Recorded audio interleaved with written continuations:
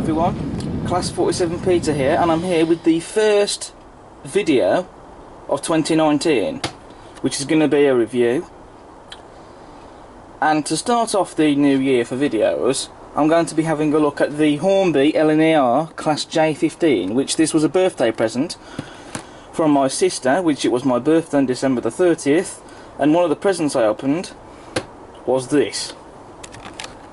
And I do have the best sister in the world for this. I do love it a bit. And I haven't looked at this model yet. This is the first time I'm going to be doing that. So, without further ado, let's get this model open and see what it's like. So this is the cover for the box that we get. The sleeve, I should say, rather. So on the front we get a photo of the model, what we get inside. And on the back we get a drawing diagram and some brief history of the locomotive, which you can pause and read if you want to.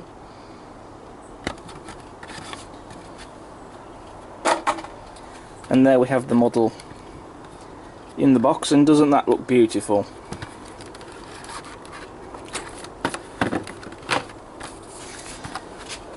So once we take away the tray,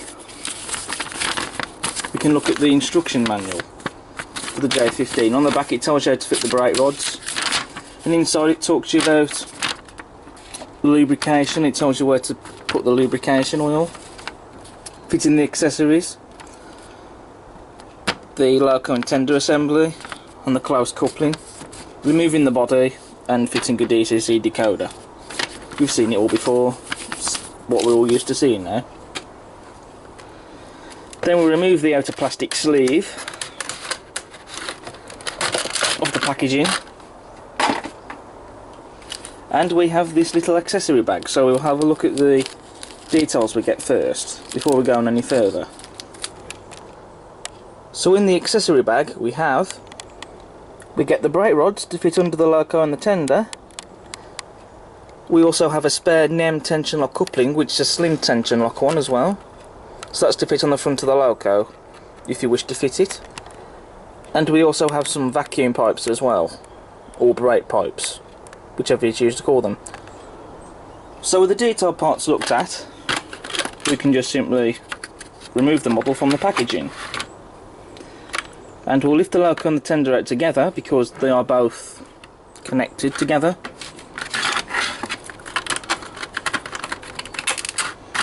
So I'll put the packaging to one side. We can then take the camera off the tripod and we can then have a look at the model in closer detail. So the first thing I'm going to talk about is the weight of the model, and it is quite heavy, so there is a fair amount of weight in this model, which is what we need, especially with locos as small as this, because the weight is there to provide the traction. Moving on to the detail, which we have sprung metal buffers, as you can see.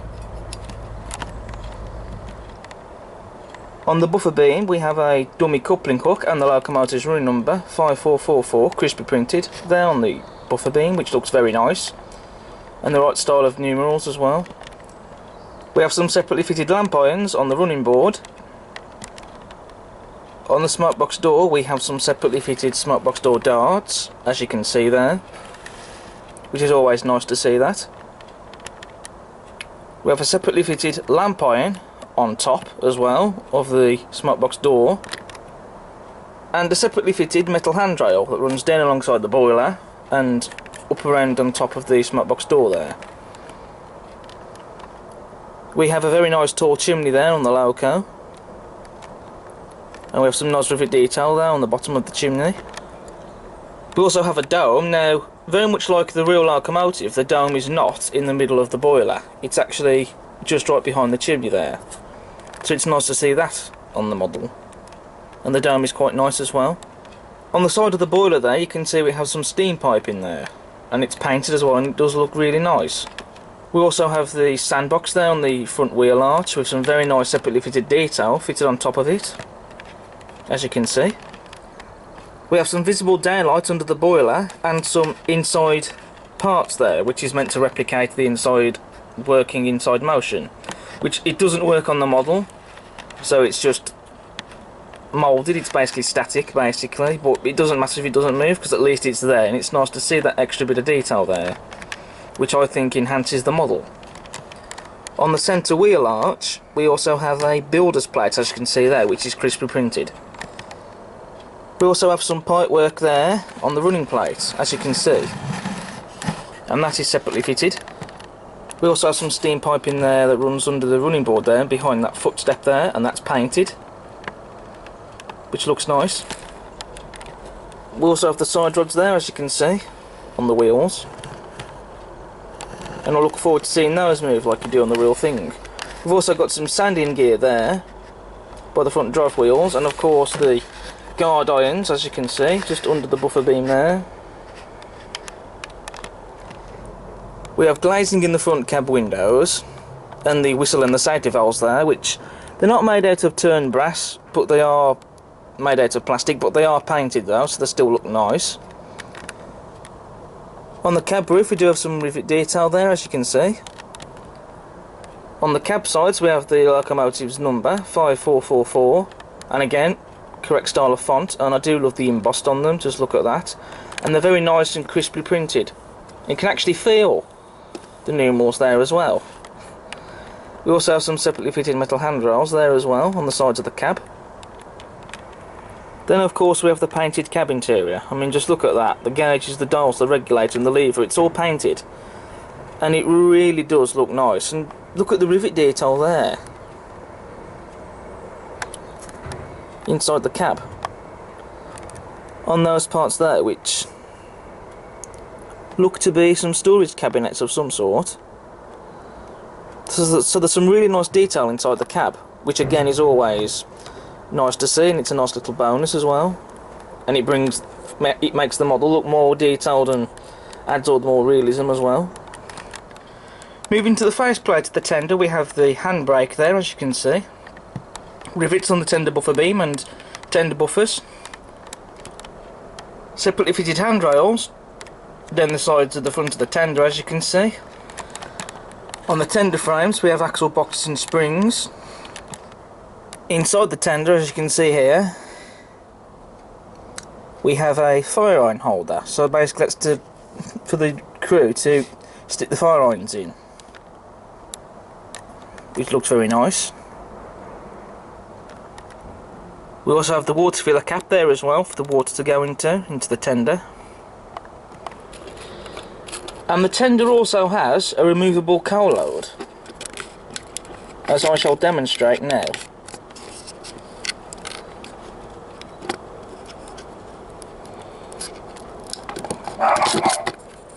As you can see. So you are free to put your own coal load in there if you want to, which I shall be doing later on. On the back of the tender we have some separately fitted metal handrails, as you can see, separately fitted lamp irons, guide irons on the rear of the tender, and a dummy coupling hook, and a tension lock coupling. And just like on the loco, we have sprung metal buffers on the tender. Moving on to the livery now, and it really has been very well applied. Correct shade of black, a nice even coat as well with no errors in the paintwork, and it really is a nice livery. I really do love the LNER black livery.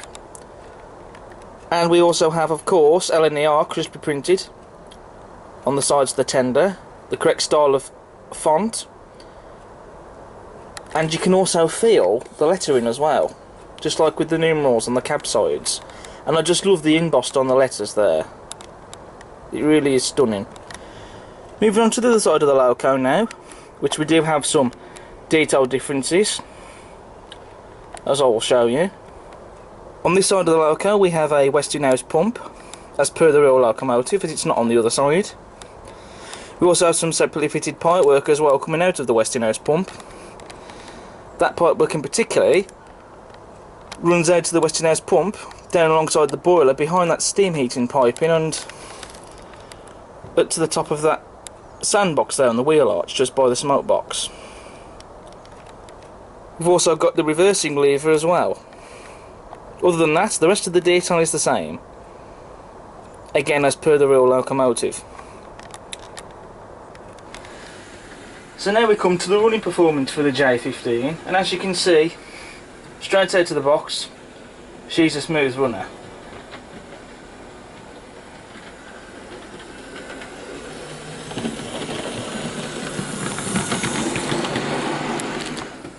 There isn't any horrible grinding noises, stuttering movement or motors burning out or anything of the sort.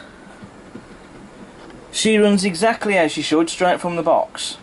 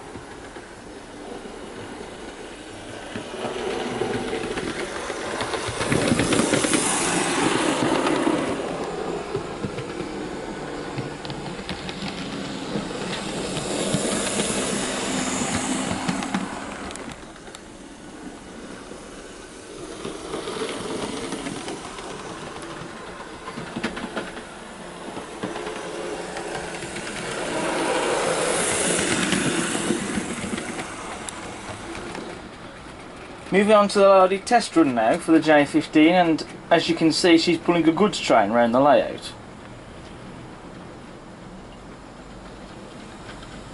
And it's quite a lengthy one as well.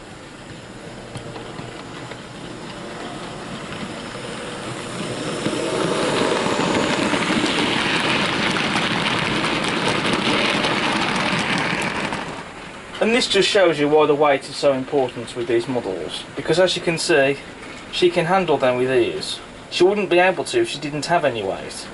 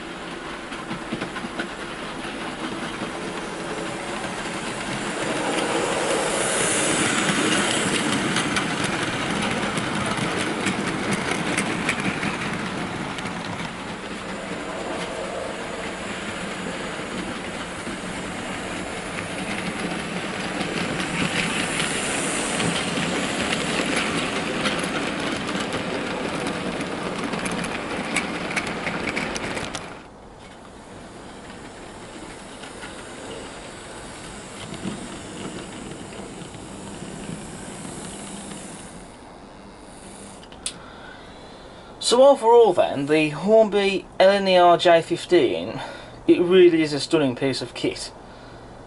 I mean, it's a smooth runner, it's got some great detail on it. What more can you possibly want? And I'm really happy I got myself one of these. I mean, I didn't plan to get one of these originally, if I'm honest, but it was after seeing the preserved one at the Severn Valley a year or so ago, when it was during the Autumn Steam Gala. It made me suddenly want to get one of these. And I'm really happy that I now have got one of these for my collection, especially as a birthday present as well. And I just cannot fault it. And so that now brings us on to the score, and you know what it's going to be. It's going to be yet another 10 out of 10. This has been Class 47 Peter reviewing the LNER J15 from Hornby. Hope you've enjoyed this video. Check out my other videos, subscribe to the channel, get us to 2,000 subscribers and beyond that. I know we can do it, and with your help, we can get there. So please do subscribe to the channel. Check out all of the videos, like I say, and I'll see you again soon. Until then, stay safe.